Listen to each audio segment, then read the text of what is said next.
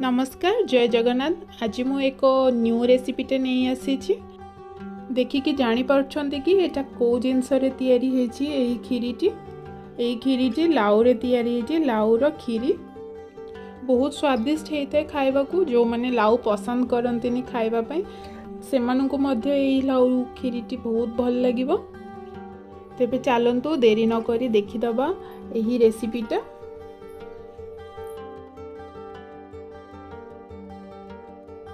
चलतु आगे खीरी रे व्यवहृत लाउ आमे बारी रु काटी नहीं आसीबा। एठी लाउ गछरे हेछि लाउ ताकू काटी नहीं देखतु केते बड़टे हेछि।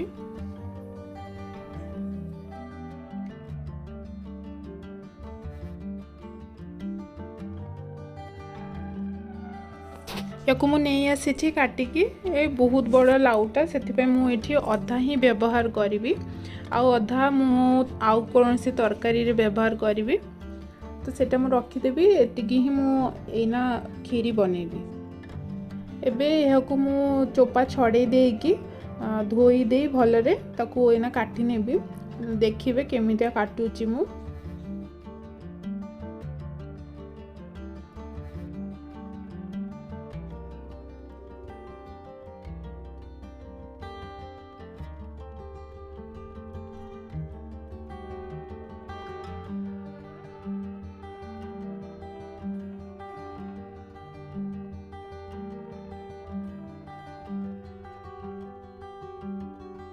देखो यही फाड़ फाड़ कर एथर मुझे ग्रेटर साहाय्य ग्रेट करी नेबी।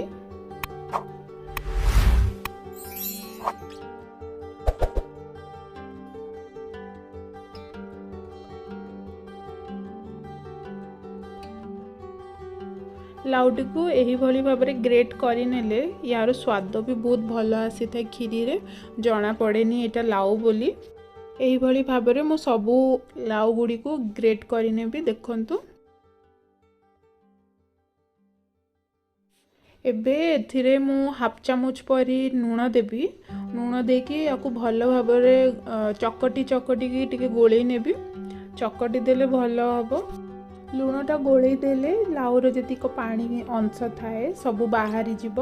आमे से पानीटा को आमे पके दबा आमे ताको यूज करबानी। तो लूण गोले देके आमे टिके रखीदबा लाउटी को।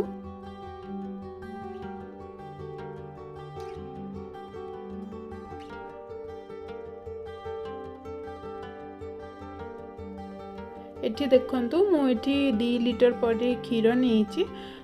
ताकू मु किछि समय धरिकी फुटौछि एइबळी घांटी घांटी की फुटौछि।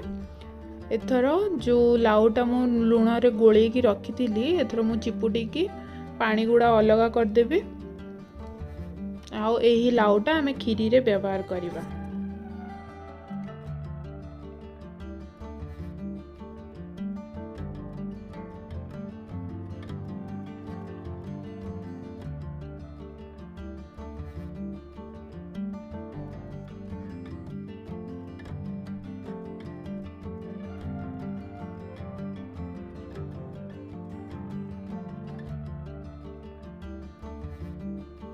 आउ एठी किछि घी मु नहीं आ गोटे मिल्क मेड रो छोट डब्बाटे नहीं आउ 250 ग्राम काजू मु एठी नहीं जहाँ खीरी रे व्यवहार हम सेतिकी।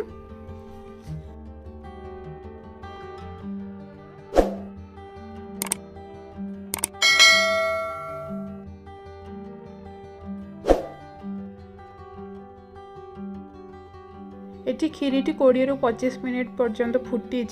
एथर मु चिपुड़ी रखि लाउ गुड़ी को से देदेवी।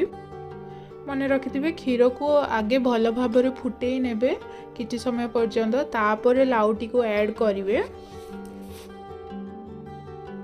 एठी मु सबु लाउ गुड़ी को ऐड कर सारी याकू टिके गोले नेबी। गोले दे याकू फुटीबा पई छाड़ देबी।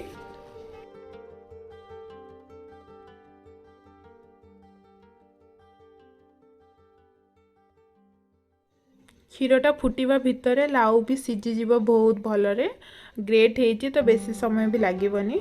एथर मु गोले सारी एथर किछि चीनी मु ऐड करी। एठी मु स्वाद अनुसार चीनी नौछि, आपण आपनको स्वाद अनुसार चीनी नेबे।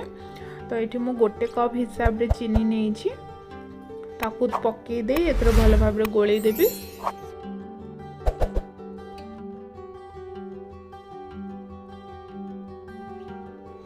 एबे मु रखिथिबा काजू गुड़ी को भाजी नेबी। एठी मु घी नहीं नौछि, से ए घी रे मु काजू गुड़ी को देकी फ्राई करी नेबी। आपण चाहिए एथरे अलग ड्राई फ्रूट्स मध्ये ऐड करि पारंती, किंतु मु एठी खाली काजू ऐड करछि, किसमिस भी दे पारंती।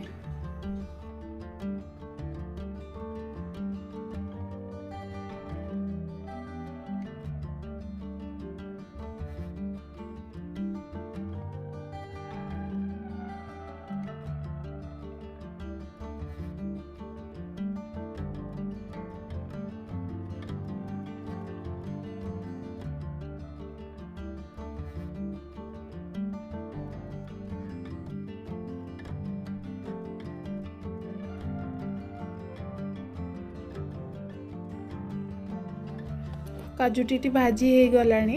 एथर खीरी को टिके देखिबा। खीरी पुणी से 20 ରୁ 25 मिनट पर्यंत फुटी होईची, एकदम थिक देखा जाउची, कलर भी केते सुंदर आसीची।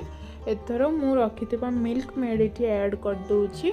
आपण आपनक मीठा अनुसार मिल्क मेड यूज करिवे। तो मिल्क मेड देकी मु एठी भलो भाबरे गोळेई नेबी।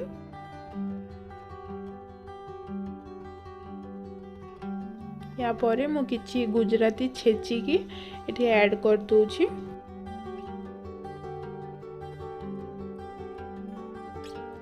बस एबे हम खीरी प्रस्तुत हो जाइछि। देखंतु केते सुंदर देखा जाउछि, खाइबा को भी बहुत स्वादिष्ट लागबनी। लाउ रे तयारी हे जे खीरीटी और बहुत अल्प समय रे हे जाइथाय। आपण थरे घरे ट्राई करिकि खांतु, देखिबे बार बार समस्ते कहिबे एई खीरी बनेबा को। आजिर वीडियो आपनको केमिति लागिला हमको कमेंट सेक्शन रे जणीबे। जदि एही वीडियोटी आपनको भल लागिछि तेबे एही वीडियोटी को लाइक एंड शेयर करिवे एंड आम चैनल को सब्सक्राइब करिवे। जदि नुआ करी देखुचंती तेबे आम चैनल को सब्सक्राइब करी साइड रे थिबा बेल बटन को भी क्लिक कर देबे, जहा फल रे हमर नुआ वीडियो रो नोटिफिकेशन आपनको पाखरे सहजरे पहुंची जिवो। आउ जदि आपण अन्य कौनसी रेसिपी चाहूँगी वीडियो देखिबा पई तेबे हमको कमेंट सेक्शन रे जणीबे। आज पे एतिकी, रोहुची। जय जगन्नाथ।